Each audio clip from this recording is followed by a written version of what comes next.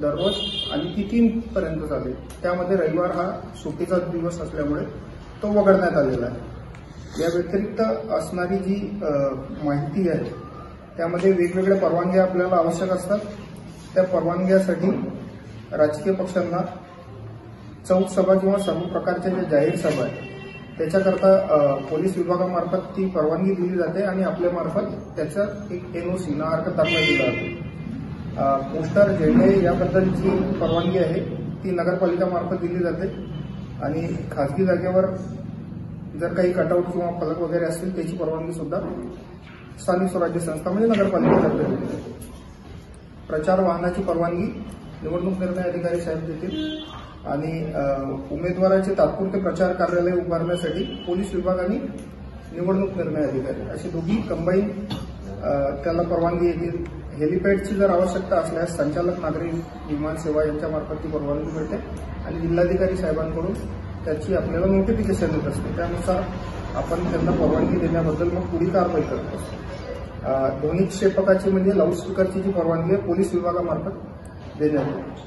मिरवणूक आणि road show याच्याकरता सुद्धा पोलीस विभागामार्फत ती परवानगी देण्यात येते आणि जे जाहिरातींचं पूर्वप्रमाणन करायचं आहे ते जिल्हाधिकारी कार्यालय यांच्या स्तरावर एक टीम आहे तिथून होत असते आणि त्यानंतर आपल्याला माहिती वेगवेगळ्या स्थानिक स्वराज्य संस्थेला मिळत असते। या सर्व परवानगीसाठी लागणारी सिंगल विंडो सिस्टीम आपण नगरपालिकेत सुरू करतो।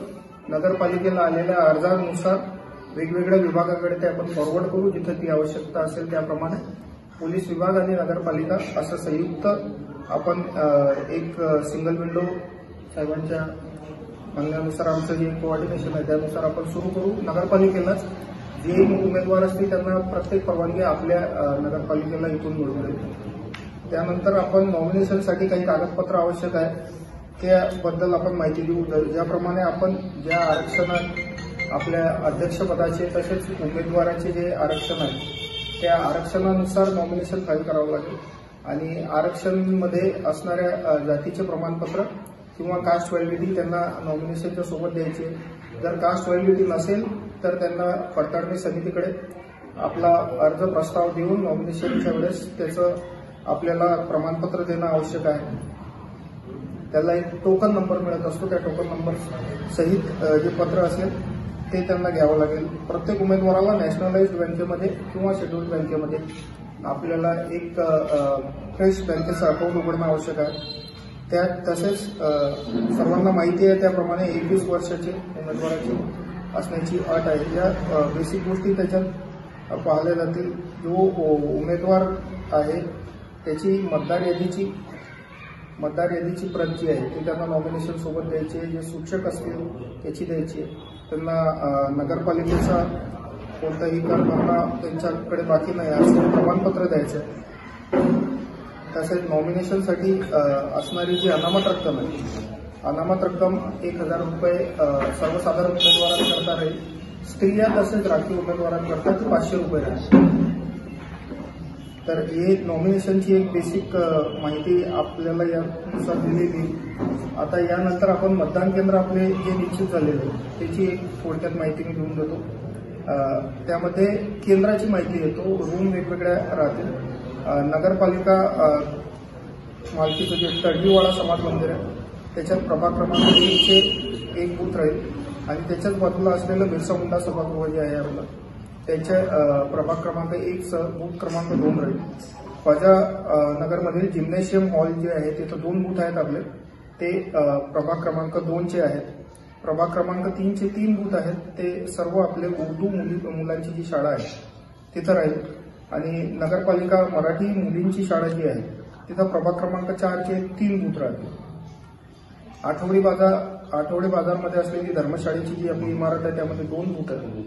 त्याला प्रभाग क्रमांक 5 मध्ये 3 बूथ आहेत त्यापैकी 2 बूथ तिथं राहतील आणि एक बूथ त्याच्या समोर असणारी जी बालवाडी आहे तिथं राहील। मराठी मुलांची जी शाळा आहे तिथं आपले 2 बूथ आहेत आणि प्रभाग क्रमांक 6 चे दोन्ही बूथ तिथंच आहेत। प्रभाग क्रमांक 7 चे 3 बूथ आहेत ते आगम हायस्कूल इथं आहे। प्रभाग क्रमांक 8 चे 2 बूथ आहेत ते नानासाहेब विष्णू हरी पाटील विद्यामंदिर या शाळेमध्ये आपले आहेत प्रभाग क्रमांक 9चे सुद्धा 2 बूथ आहेत, ते सुद्धा नानासाहेब विष्णुहरी पाटील येथील 2 बूथ आपले आहेत।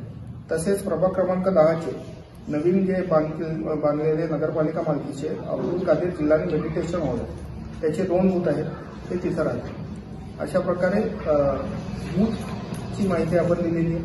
नगरपालिका स्तरावर आता आपल्याला मतदान केंद्रानुसार आपली यादी प्रसिद्ध झालेली आहे। ती यादी विक्री सातवी आपल्या कार्यालयात हजर आहे। ज्यांना ती आवश्यक असेल ती विहित भरणा करून आपल्याकडून ती घेऊन घेता येईल।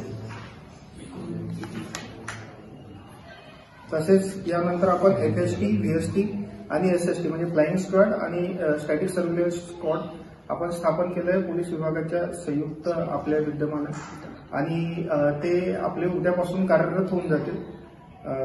माननीय निवडणूक निर्णय अधिकारी यांच्या पूर्व परवानगीने ही प्रेस आता बोलवण्यात आलेली आहे।